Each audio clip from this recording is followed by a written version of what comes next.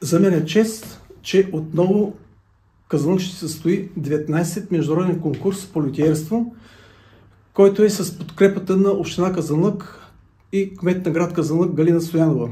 И Италианската асоциация на лютиерите в Италия, град Кремона, професор Николини, който е човекът, моторът на този конкурс.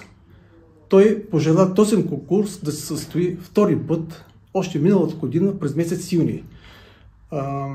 Николини е уверен в това, че ние като град на лютиерското изкуство в Казанлък и в България има много лютиери, които ще бъдат също участници, които ще дадат най-доброто от тях в международния лютиерски конкурс, а също така ще има и от цял свят лютиери, които ще докажат своят професионализъм.